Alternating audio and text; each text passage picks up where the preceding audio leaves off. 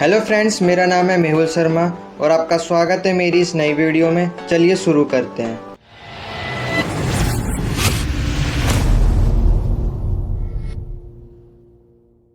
I hope आपने इस video का पहला पार्ट देख लिया होगा। अब ये सेकंड पार्ट है इम्पोर्टेंट क्वेश्चंस का। तो जल्दी से चैनल को सब्सक्राइब कर दीजिए और वीडियो को लाइक कर दीजिए। और इसकी पीडीएफ आपको टेलीग्राम पर मिल जाएगी और टेलीग्राम की जो लिंक है वो डिस्क्रिप्शन में दी हुई है।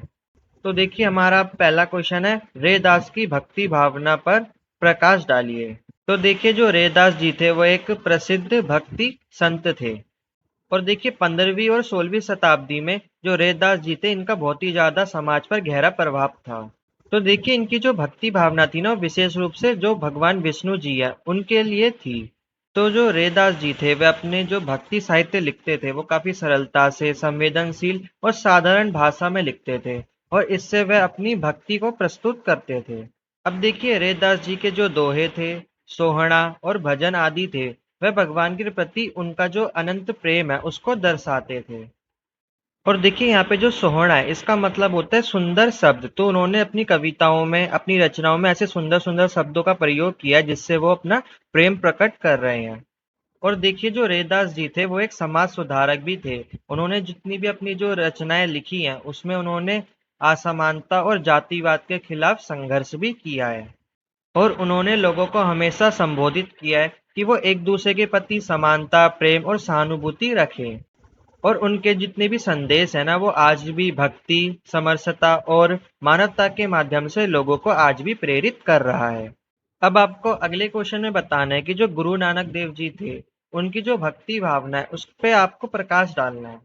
तो देखिए, जो गुरु नानक देव जी थे उनकी जो भक्ति भावना थी वो काफी ज्यादा अनूठी थी और काफी ज्यादा प्रभावशाली भी थी। और देखिए, जो गुरु नानक देव जी थे उनकी भगवान में काफी ज्यादा आस्था थी। तो उन्होंने अपने ईश्वर के प्रति जो उनकी आस्था थी ना, उनको अपने भजनों के माध्यम से और उपदेशों के माध्यम से प्रकट किया है। और देखिए, गुरु नानक जी के जितने भी उपदेश थे ना, वो धर्म के सम्मान को लेकर, सभी जीवों के प्रति समरसता और सेवा भावना को बल देते थे। यानी जो उनके उपदेश थे ना, वो बताते थे कि हमें सभी धर्मों का सम्मान करना चाहिए और सभी जीवों का एक साथ सबको अच्छे से व्यवहार करना चाहिए, सभी जीवों के साथ। और सब किसी के साथ भी भेदभाव नहीं करना चाहिए, सबको इक्वली ट्रीट करना चाहिए। और देखिए, उनके संदेशों से हमें एकता, सद्भाव और सहिष्णुता की भावना के बारे में पता चलता है। और देखिए, सहिष्णुता का मतलब होता है सबके विचारों को समान रूप से एक साथ अच्छे से सुनना, किसी के साथ भी भेदभाव ना करना, है ना। भले ही हमारे विचार उनसे अलग हो लेकिन फिर भी हमें समान भाव से दूसरों के विचार भी सुनने चाहिए। तो इसे हम कहते हैं सहिष्णुता। और देखिए, गुरु नानक जी के जो संदेश थे ना, वह भक्तों के लिए भवसागर पार करने का प्रेरणा स्रोत बने। गुरु नानक देव की जो भक्ति भावना है वह आज भी संबंधित है। मतलब आज भी उसको काफी ज्यादा फैलाया जाता है, सुना जाता है और माना जाता है और उसको फॉलो भी किया जाता है। और गुरु नानक देव जी के जो उपदेश हैं और संदेश हैं वह मानवता को आज भी प्रेरित कर रहे हैं। अब आपका अगला क्वेश्चन है, आपको बताना है नवदा भक्ति में कौन कौन सी भक्ति आती है। तो देखिए, नवदा भक्ति का मतलब होता है 9 प्रकार की भक्ति। नवदा का मतलब है 9 प्रकार। तो देखिए, हिंदू धर्म की जो परंपरा है ना, उसमें जो नवदा भक्ति है तो उसमें बताया गया है कि जो हमारी भक्ति करने के तरीके हैं वो 9 प्रकार के होते हैं।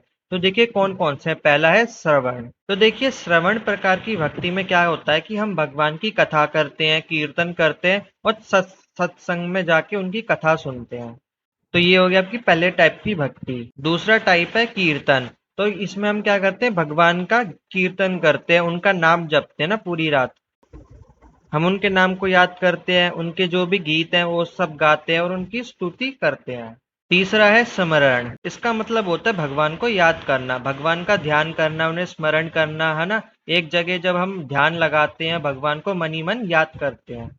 अगला प्रकार है पद सेवन। तो इसमें हम भगवान के जो पद है यानी उनके जो पैर है उनकी सेवा करते हैं। अगला है अर्चन। तो देखिए, हम जो पूजा अर्चना करते हैं ना, तो वो इसी टाइप में आता है। हम जो भगवान की मूर्तियां बनाते हैं, उनको सजाते हैं, है ना, उनको अच्छे से फिर नहला धुला कर तैयार करते हैं, फिर उनकी पूजा पाठ करते हैं। तो ये सब इस टाइप की भक्ति में आ जाता है। अगला टाइप है वंदन। तो वंदन का मतलब होता है भगवान की वंदना करना, भगवान को नमन करना, प्रणाम करना, है ना। हम रोज सुबह उठकर हम क्या भगवान से प्रे करते हैं ना, यानी हम उनको याद कर रहे होते हैं, हम उनको नमन कर रहे होते हैं। तो जैसे कि हम ये मंत्र बोलते हैं ना, ओम नमो भगवते वासुदेवाय नमः। तो इसमें जो वासुदेव है यानी जो भगवान श्री कृष्ण है, हम उनको नमन कर रहे हैं। अगला है दास्य है, मतलब हम इसमें अब भगवान की सेवा कर रहे होते हैं एक दास की तरह, है ना। हम भगवान के दास हैं और भगवान की हम सेवा करते हैं, है ना, और उनकी कृपा और आज्ञा का पालन करते हैं। तो भगवान श्री कृष्ण ने जो भी गीता में जो भी उपदेश दिए हैं, तो हम क्या करते हैं उसको एक फॉलो करते हैं, उनकी आज्ञा का पालन करते हैं, उन्होंने जो भी आदेश हमें दिया है। तो अगला टाइप होता है सखा यानी मित्र। तो हम भगवान को अपने मित्र की तरह भी देखते हैं कभी कभार। तो देखिए हम भगवान श्री कृष्ण को अपने मित्र की तरह भी समझते हैं ना, जो भी हमारे लाइफ में कठिनाई हो रही होती है हम भगवान को कहते हैं भगवान आप ये क्या कर रहे हैं, तो हम ऐसे बात करते जैसे कि वो हमारे मित्र हो। तो इस भक्ति भावना में हम भगवान को अपने मित्र की तरह समझते हैं और उनके प्रति प्रेम भावना रखते हैं।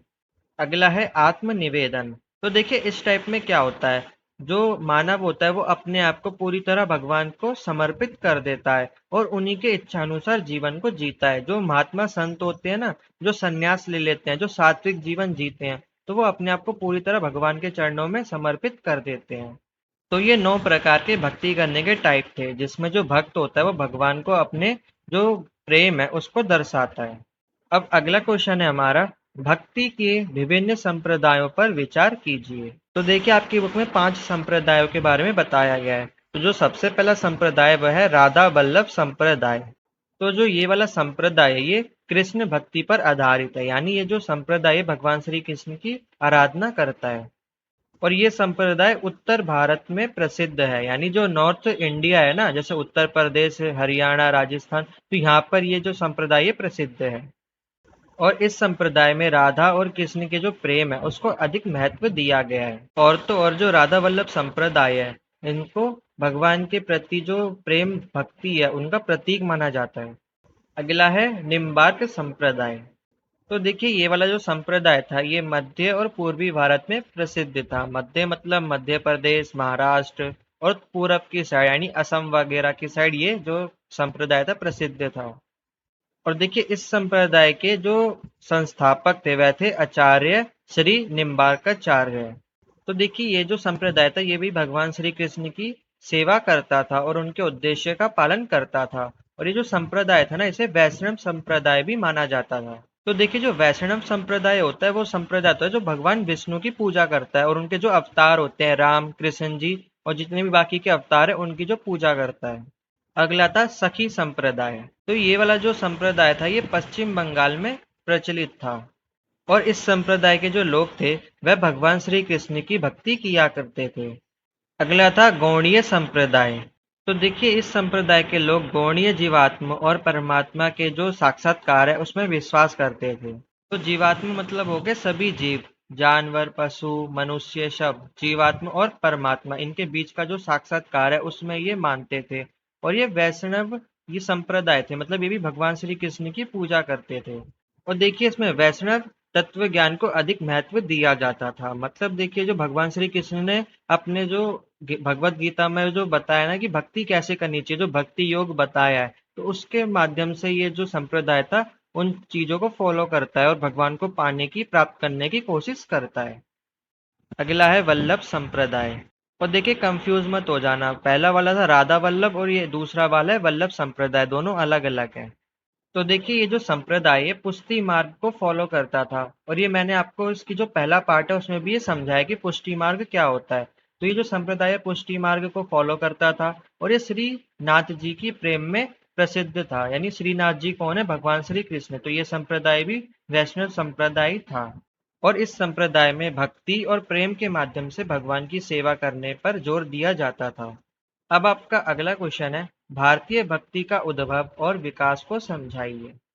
तो देखिए भारतीय भक्ति का उद्भव और विकास एक रूप में धार्मिक एवं सांस्कृतिक इतिहास का महत्वपूर्ण पहलू है। और देखिए जो भारतीय भक्ति है ना एक विचारधारा के रूप में माना जाता है जिसमें ईश्वर और जो भक्त होता है उसके बीच में एक अच्छा सा संबंध स्थापित होता है। और देखिए ऐसा माना जाता है कि जो भारतीय भक्ति है उसका उद्भव वैदिक काल में हुआ था। तो वैदिक काल कितना पुराना है? 3500 साल पुराना है, यानी 1500 बीसी में स्टार्ट हुआ था वैदिक काल हमारा। और सबसे पहला जो वेद लिखा गया था वो था हमारा ऋग्वेद। तो ऋग्वेद सबसे पुराना वेद है हमारा। तो जब इसे माना जाता है कि जो भारतीय भक्ति है वो स्टार्ट हुई। तो वेदों में बताया गया है कि जो ईश्वर है उनकी पूजा कैसी करनी चाहिए, उनका ध्यान कैसे करना चाहिए, है ना। सब चीज के बारे में बताया गया है कि जो भक्त है वो भगवान की कैसे भक्ति कर सकते हैं। तो ये सब वेदों में बताया गया है। फिर देखिए उसके बाद कई सारे ना राजवंश आए, गुप्त काल आया, चोल राजवंश आया। तो कई सारे राजवंशों में भी ये जो भक्ति प्रथा है ना, भारतीय भक्ति का विकास होता रहा। और देखिए जो गुरु शिष्य की जो परंपराएं हैं, यानी जो एक गुरु है और जो शिष्य है, उनके बीच में भी जो परंपराएं चलती आ रही हैं, उसने भी जो भारतीय भक्ति है उसको काफी ज्यादा प्रोत्साहित किया है। और देखिए मध्यकालीन काल में कई सारे संत आए, जैसे कि कबीर, गुरु नानक देव और तुलसीदास जी, सूरदास जी।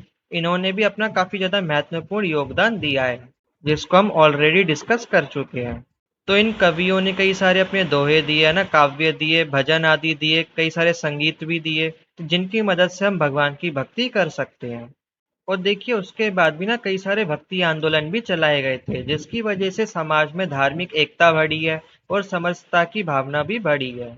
और देखिए जितने भी धार्मिक संप्रदाय थे ना, उन्होंने अपने अपने ईश्वर को बढ़ावा दिया था।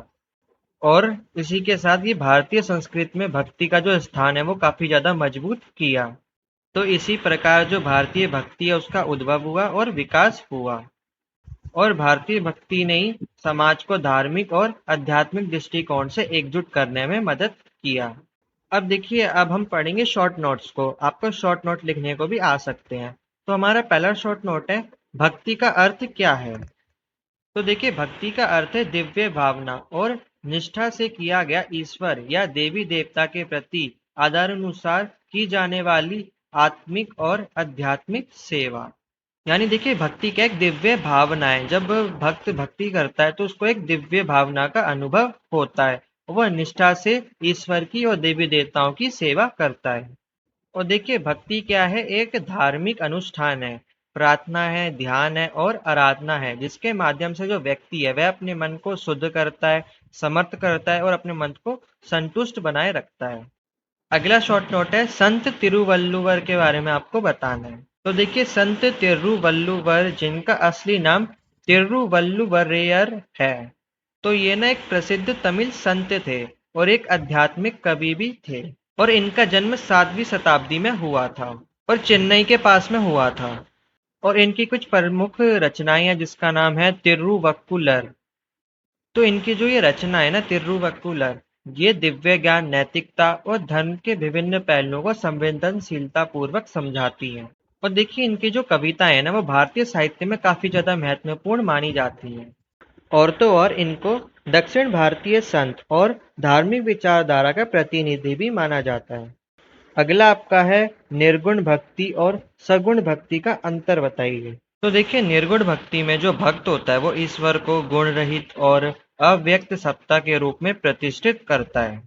इसका मतलब ये होता है कि जब जो भक्त होता है वो ईश्वर को ब्रह्म या परमात्मा के रूप में धारण कर लेता है, जो कि सबके अभ्यंतर्गत स्थित होते हैं। और इसमें विचार शून्य अवस्था और आत्म अनुभूति का महत्व होता है।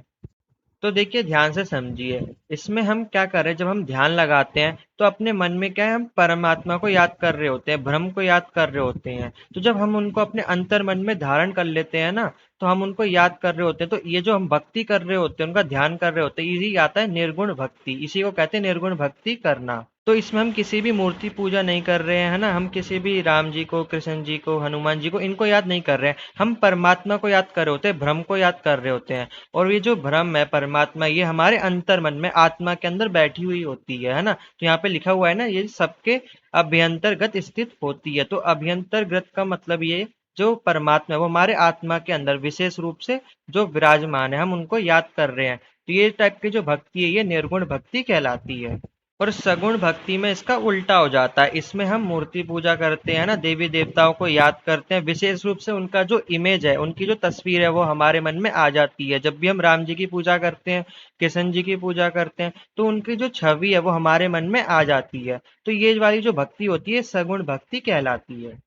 तो अब देखिए सगुण भक्ति में जो भक्त होता है वो ईश्वर को व्यक्तिगत और सगुण स्वरूप में प्रतिष्ठित करता है। तो व्यक्तिगत मतलब पर्सनली, वो जब भी भगवान जी की पूजा करेगा तो मन में उसकी तस्वीर आ जाएगी और मन में वो सगुण रूप में विराजमान होंगे। तो देखिए, अगर हम निर्गुण की बात करें तो हम जब परमात्मा को याद कर रहे थे तो उनका हमें कोई भी गुण मालूम नहीं है ना, परमात्मा का क्या गुण है, क्या अवगुण है, वो हमें नहीं पता। लेकिन जैसे कि अगर हम कृष्ण जी को याद करते हैं तो उनकी मन में छवि आती है और उनके क्या क्या गुण थे, है ना, वो कैसे अपनी लीलाएं करते थे, वो सब भी हमें याद आ जाती हैं। तो इसी को कहते हैं सगुण भक्ति। और देखिए, इसमें भक्त विभिन्न देवी देवताओं और ईश्वर के विभिन्न रूप, जैसे कि राम, कृष्ण जी, हनुमान जी, जो ईश्वर के विभिन्न रूप हैं, उनमें श्रद्धा रखता है और उनकी उपासना करता है।